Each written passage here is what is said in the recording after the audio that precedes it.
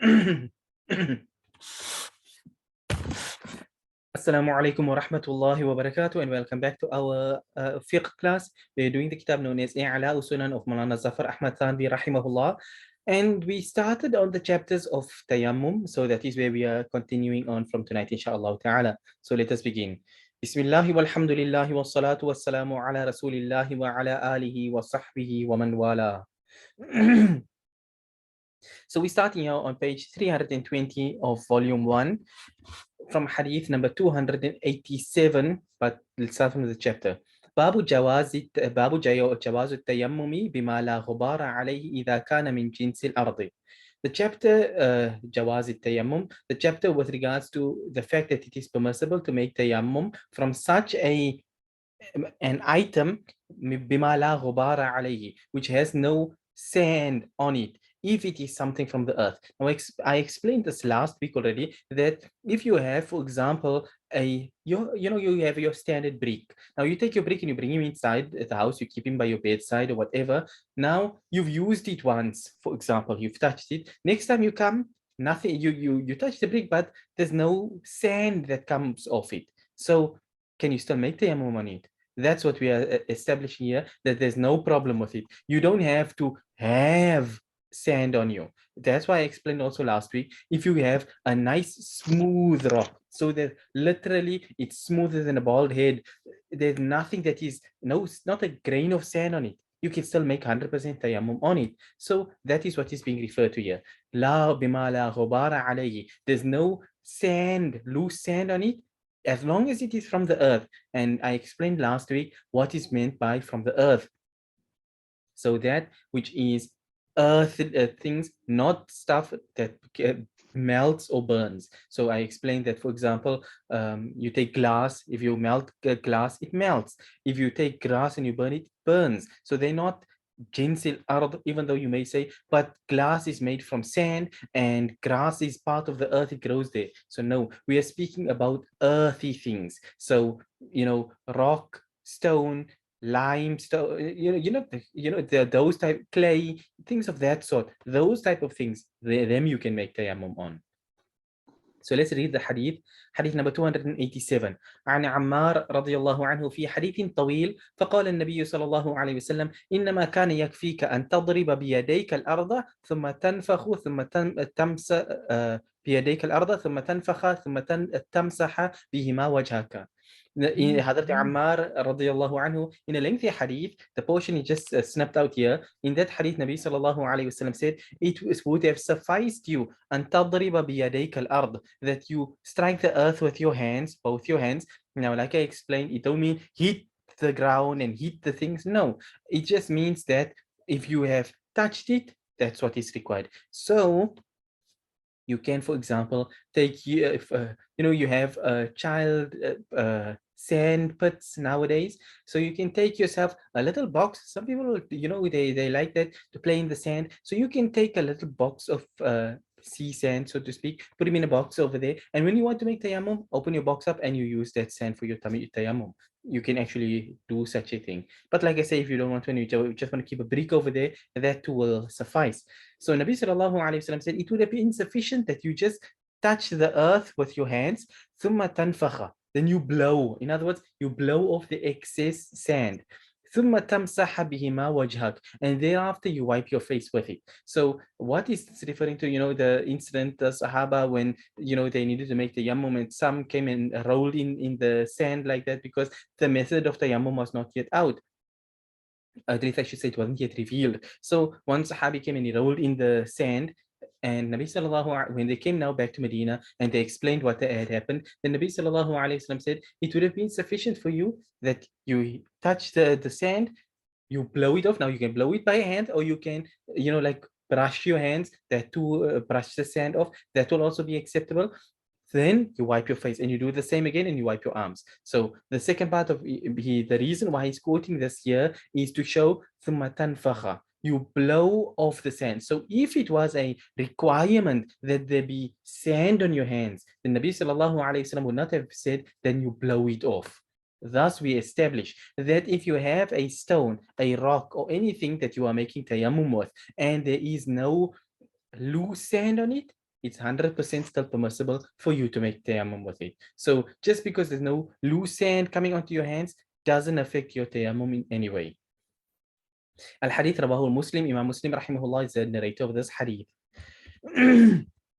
The next hadith, hadith number 288, عن أبي هريرة رضي الله عنه قال قال رسول الله صلى الله عليه وسلم الصعيد وضوء المؤمن المسلم وإن لم يجد الماء 10 سنين فإذا وجد الماء فإذا وجد الماء فليتق الله وليمسه بشرته. رواه البزار وصححه ابن القطان ولكن صوب الدارقطني إرساله. قلت قد عرفت أن الاختلاف غير مضر فالحديث مرفوع صحيح.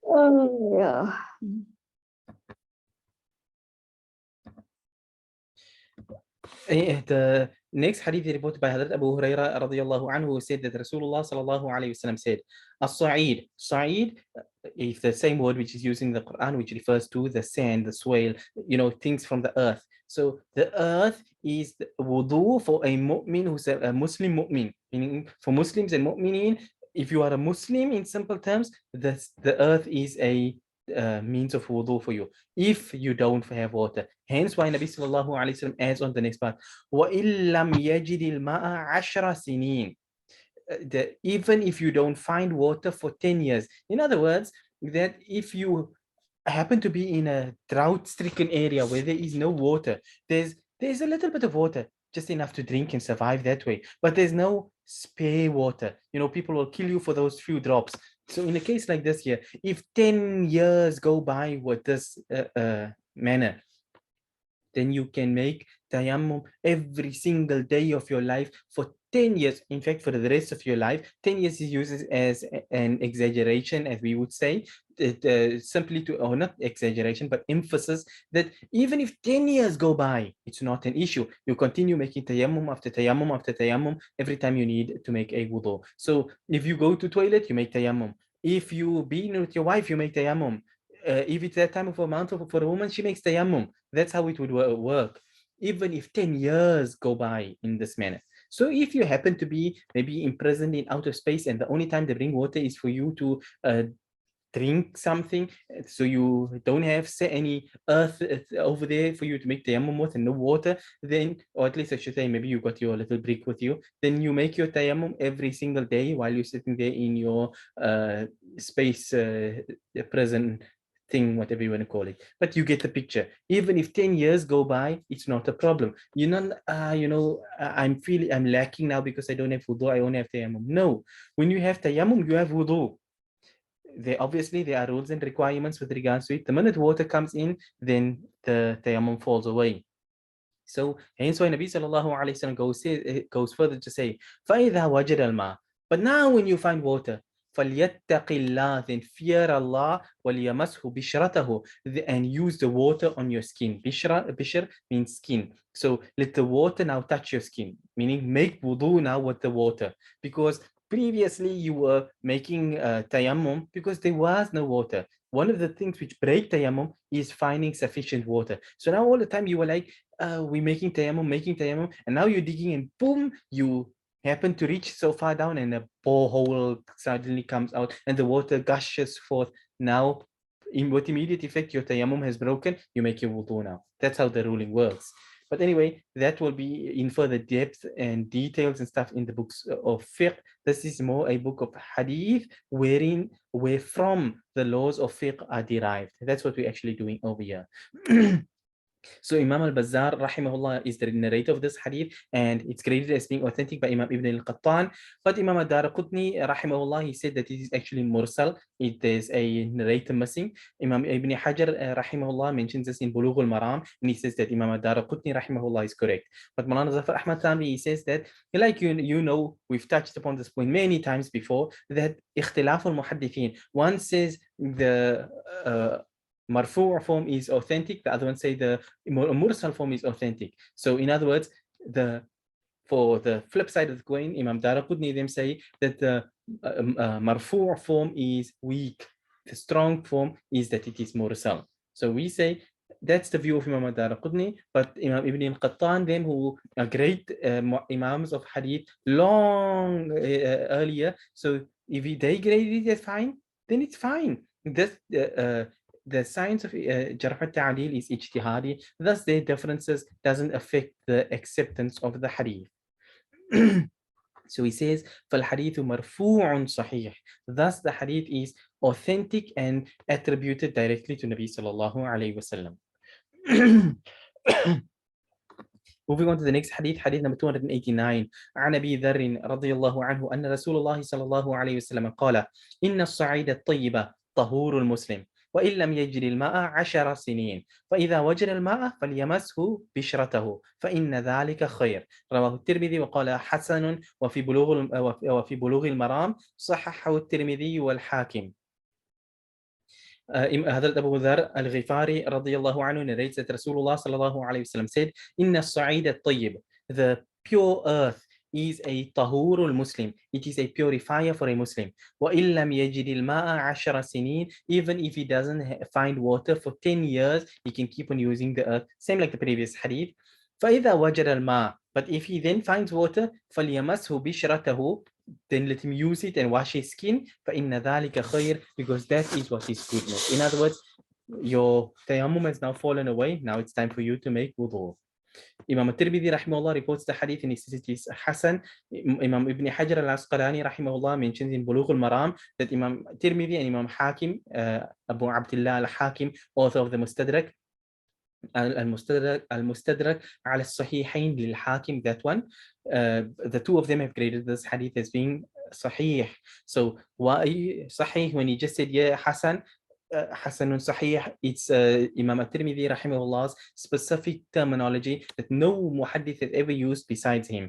Everyone else is Sahih, Da'if, whatever. But Imam al-Tirmidhi has his own terminology. Hence why it is a whole chapter, a whole, when we did the Muqaddimatun fi Usul al-Hadith of Maulana Abdul Haq al-Dihlawi rahimahullah before in the past, you'll find that on the Ummah Radio YouTube channel. There's an entire playlist there called, the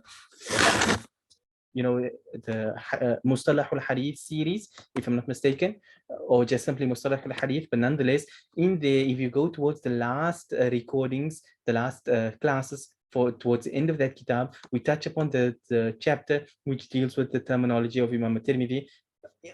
Very light, broad touching on it, because many other muhaddithin have written many other things as well. But nonetheless, only Imam al-Tirmidhi used Hasanun Sahih, Hasanun Gharibun Sahih, and so on and so forth, 2 or 3 terms like that. But anyhow, long story short, in conclusion, what Imam al-Tirmidhi rahimahullah was saying is that the hadith is authentic. Let's move on to the next one. عن أبي ذر رضي الله عنه قال قال رسول الله صلى الله عليه وسلم الصعيد الطيب وضوء المسلم. وفي رواية لأبي داود والترمذي طهور المسلم ولو إلى 10 سنين ما لم يجد الماء. الحديث أخرجه أبو داود وابن حبان في صحيحه والحاكم في المستدرك وصححه الترمذي وقال حديث حسن صحيح. كذا في نصب الراية لزيلعي وصححه الدارقطني أيضا فتح الباري ولفظ عبد الرزاق وسعيد بن منصور إن الصعيد الطيبة كاف ما لم تجد الماء. كذا في كنز الأعمال. Same hadith once again. Hazrat Abu Hurairah radiyallahu anhu says that Rasulullah sallallahu alayhi wasallam said, As-Sa'id al-Tayyib, the pure earth is wudu al-Muslim. It is the wudu of a Muslim. Meaning if you don't have water, then the earth is your method to make your wudu. In the narration reported by Imam Abu Dawud and Imam al-Tirmidhi rahimahumullah, Tahur al-Muslim, As-Sa'id al-Tayyib, Tahur al-Muslim. The pure earth is a purifier of a Muslim. It boils down to the same thing at the end of the day. Any case, walau ila 10 sinin, even if it's going up to 10 years in this manner, ma lam yajid ma, as long as he does not find water. Since we are doing fiqh at the same time, so I'll just throw in little few points. Ma lam yajid ma, what is meant by he does not find water? So now you come along and you come inside a shop and there he's got a 500 ml bottled water. Does your wudu break? No, your wudu, does your tayammum break? The answer is no, your tayammum does not break. The water, your tayammum would only break if you find sufficient water. Right now, you're struggling to find something to drink yourself. You may die of thirst. So that water, primarily the Sharia say, use it for drinking. So in that case, your tayammum don't break. Another thing, everyone else is dying out there, but then you come along and you find a place with a huge wall, gated, barbed wire and everything, and you peep through and you see there's an oasis inside with a borehole and everything of the sort. Everything else out here is like desert, but they've got so much water they're hiding away inside. Does your tayammum break? The answer is once again no. Why?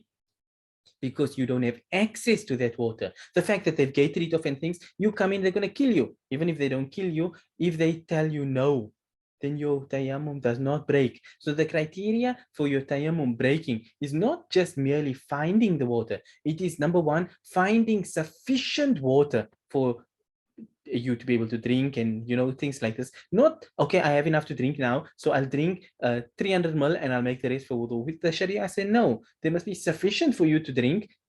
You can carry on with your drink the rest of it later on, since you're short on water. So there must be, like I say, you can find a whole borehole.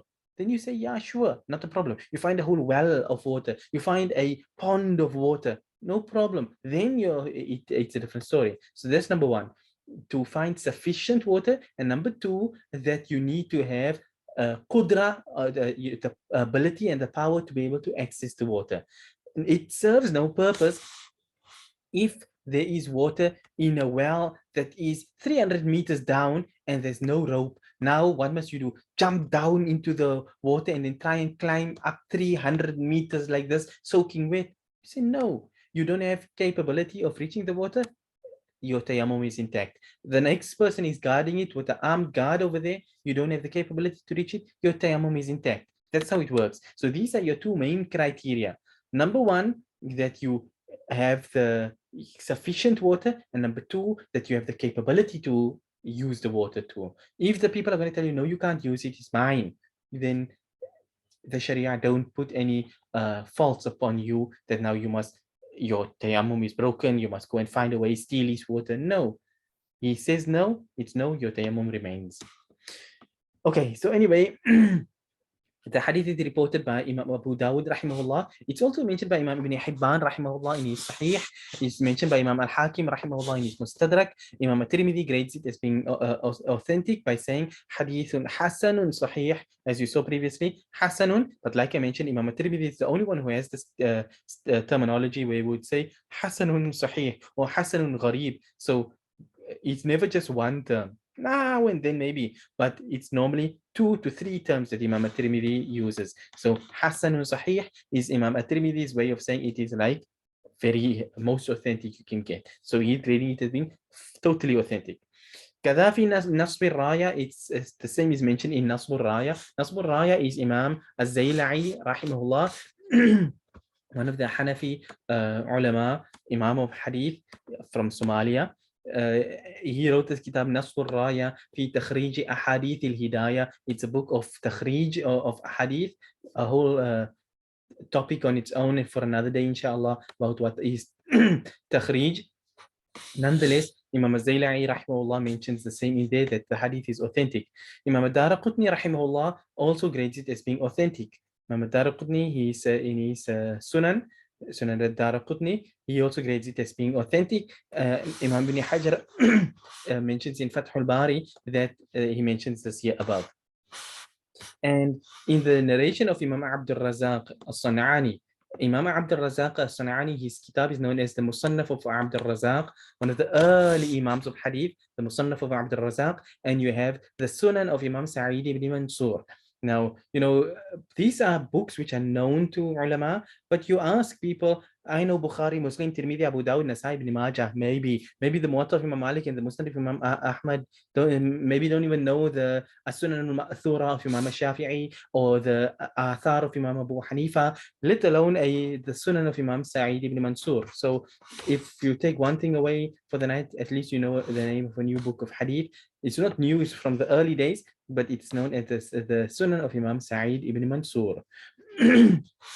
So in the narration that Imam Sa'id ibn Mansur and Imam Abdul Razak rahimahumullah, the Musannaf of Abdul Razak and Sunan Sa'id ibn Mansur, in their narration it mentions Inna Sa'id al-Tayyib, that verily pure earth, kafin ma lam tajri al-ma, the pure earth is sufficient as long as you don't find water. Same thing which has been mentioned in the last 3 hadith, that when you don't have water, then you make tayammum, and that is sufficient for you. You don't need more than that. You don't need to now come and say, why am I only wiping my face and my arms? Why not wipe my hair and wipe my feet? No, that is what the Sharia has put down as the method of tayammum, and that's it.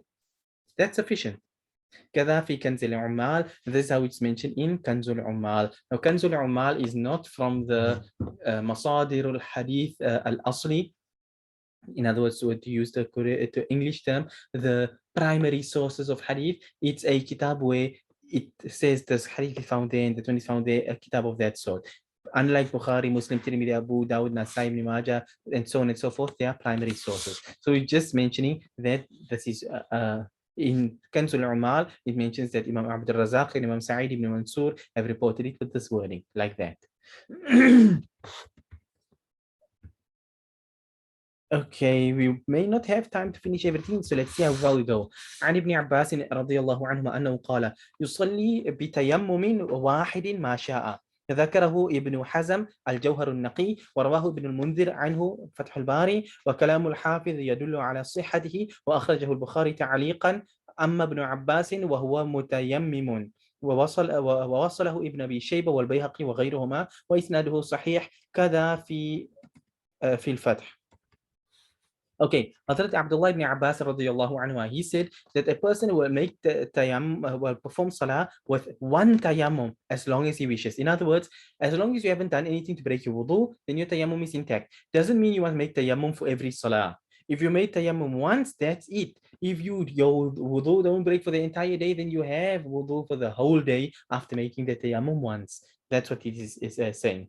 So Imam Ibn Hazm al-Andalusi, rahimahullah, he mentions it, and this you can find in Al-Jawhar al-Naqi, and he's mentioned Imam Ibn al-Mundhir has reported it from him. That's you'll find by Imam Ibn Hajar in Fath al-Bari, and the statement of Imam Ibn Hajar, when they say Al-Hafiz, like I've mentioned before in the past, when the term Al-Hafiz is used, it specifically refers to Imam Ibn Hajar Al-Asqalani. So Imam Ibn Hajar rahimahullah statement points out that he regards it to be authentic. Imam Bukhari rahimahullah reports it in a ta'liq form, a mu'allaq, the mu'allaqat of Imam al-Bukhari rahimahullah. Which is that Imam Bukhari says, Amma ibn Abbasin wa huwa mutayammimun. That Abdullah ibn Abbas radiallahu anhu, he led the salah while he was in a state of tayammum. So Imam Bukhari don't say it's a hadith, but this is a speciality of Imam Bukhari's kitab, his ta'liqat, his mu'allaq narrations, where he used the words of a narration, of a hadith, without calling it a hadith. And our viewpoint is that all of the mu'allaq narrations of Imam Bukhari are authentic as well. So anyway, that's in a ta'liq form, and then in a wawasalahu Ibn Abi Shayba, Imam Ibn Abi Shayba in his Musannaf, and Imam Bayhaqi rahimahullah and others, they reported in a mawsul form, meaning with the whole chain, not in a ta'liq form, in other words. And the chain of narration is authentic, like it's mentioned in Al-Fath, which means Fathul Bari. So yeah, like I just mentioned, it's straightforward. As long as you have a tayammum, your tayammum lasts until the time that you break it, just like your wudu would last until the time that you break it. Moving on now to the next one, the last hadith of the chapter, and we'll end on this hadith, hadith number 292. عن عمرو بن العاص رضي الله عنه قال احتلمت في ليلة باردة في غزوة ذات السلاسل، فتيممت وصليت بأصحابي الصبح، فذكروا ذلك للنبي صلى الله عليه وسلم، فأخبرته بالذي منعني من الاغتسال، وقلت إني سمعت الله يقول ولا تقتلوا أنفسكم إن الله كان بكم رحيما، فضحك رسول الله صلى الله عليه وسلم ولم يقل شيئا. أخرجه أبو داود والحاكم وإسناده قوي، فتح الباري مختصرا، وصححه الحاكم على شرطهما وأقره عليه الذهبي. Hazrat Amr ibn al-As radiallahu anhu, he said that one night I had to use the term, a nocturnal emission on a cold night during the battle of Dhatus Salasil. You can search online Ghazwa Dhatus Salasil, and you'll find out more information about that battle in the time of Rasulullah sallallahu alaihi wasallam. So anyway, it was one of the sariyas So anyway, he says that I made tayammum and I performed the salah with my companions, meaning the Fajr salah. So the other Sahaba radiallahu anhum, they came now and they said, Ya Rasulullah sallallahu alayhi wasallam, he made tayammum. He needed to make ghusl, he needed to go make tayammum. So then Hazrat Amr radiallahu anhu, he said, I informed Nabi sallallahu alayhi wasallam of what prevented me from making the ghusl. So, and I said, meaning Hazrat Amr, he said, I told Rasulullah sallallahu alayhi wasallam that I heard Allah, meaning I read the ayah in the Quran. I heard that Allah says, وَلَا تَقْتُلُوا أَنفُسَكُمْ إِنَّ اللَّهَ كَانَ بِكُمْ رَحِيمًا. And do not kill yourself, because verily Allah is most merciful to you. So Nabi sallallahu alayhi wasallam laughed and didn't say anything. Now the silence and the laughter of Nabi sallallahu alayhi wasallam is approval. The fact that Nabi sallallahu alayhi wasallam kept silent and laughed showed that it was 100% permissible what he had done. Had there been anything wrong with it, then it would have been the duty of Nabi sallallahu alayhi wasallam to immediately rectify it there and then. That's one of the conditions of nubuwah. You can't leave it for another time. So the fact that Nabi sallallahu alayhi wasallam kept silent on, or at least didn't reprimand him or correct him, and that the fact that Nabi sallallahu alayhi wasallam laughed about it shows that he did nothing wrong. It's 100% permissible. So just to put it in its perspective, this was Laylatin Baridatin Shadid. When we're talking about here, Shadida, at least, a severe cold night, where had he taken a ghusl, he would have gotten sick and died. We're talking like that. So think of it like this. You are in somewhere nearby the North Pole and you have no water. So now somebody tell you, chop through the ice over there. The water is probably like -20 over there. And it's like, don't worry, chop through. Then you'll get some water over there. Make a ghusl with it. You get inside there, you get hypothermia. Somebody must go and make your janaza later on. So the Sharia say, no, you don't have to make ghusl with that ice water which you've just pulled out from under the there from the Arctic Circle. We say no. So this is what is being referred to. It don't mean, hey, you know what? The water is a little bit cold. You know, when I open the tap, the water's cold. So I'm not going to make wudu. Now I'm going to make tayammum. No, no permissibility for that at all. This is referring to where, okay, if you are a person, you're an old person, you've got the flu or something like this, and you are old, feeble, sick, and things like this here. So if you make wudu now, you will it will increase your sickness and you can die. That's a different story, because now if you wash your face or your hair gets wet, you can your pneumonia can come and kick in and you can die. Different story. But in a normal person situation, that does not apply. This ruling here is when the water that you're going to use can physically harm you, then you are permitted to make tayammum instead. So that is the crux of the hadith. And Imam Abu Dawud rahimahullah and Imam Hakim rahimahullah reports this hadith, and the chain of narration is strong, like Imam Ibn Hajar mentions in Fath al-Bari in a mukhtasar version, meaning in an abridged form, and it's graded as being authentic according to the criteria of Imam Bukhari and Imam Muslim rahimahumullah, according to Imam al-Hakim. وَأَقَرَّهُ عَلَيْهِ الذَّهَبِ, and Imam al-Dhahabi rahimahullah, he's got his ta'liqat on the Mustadrak of Imam Hakim, and in his comments, he agrees with Imam Hakim that this hadith fits the criteria of authenticity of Imam Bukhari and Imam Muslim rahimahumullah. Thus, the hadith is authentic in simple terms. And that's the end of the chapter. We'll stop on this point here for tonight, inshallah ta'ala. Like I say, it's simple, it's straightforward, the laws of fiqh that with regards to the tayammum, but we are focusing mainly on the hadith, the laws we're deriving from the hadith, and that sort of thing. So as you can see, all of these things that we have are established from the ahadith. It's not something someone just sat there and one day decided to just make it all up. Everything has a basis in the Sharia. So that being said, we end on this point for now, and we for tonight, inshallah ta'ala, we'll resume our classes again with tafsir on Monday. But that being said, until next time, we end and we say, وَصَلَّى اللَّهُ وَسَلَّمَ وَبَارَكَ عَلَى نَبِيِّنَا مُحَمَّدٍ سُبْحَانَ اللَّهِ وَبِحَمْدِهِ سُبْحَانَكَ اللَّهُمَّ وَبِحَمْدِكَ نَشْهَدُ أَن لَا إِلَهَ إِلَّا أَنْتَ نَسْتَغْفِرُكَ وَنَتُوبُ إِلَيْكَ وَالسَّلَامُ عَلَيْكُمْ وَرَحْمَةُ اللَّهِ وَبَرَكَاتُهُ.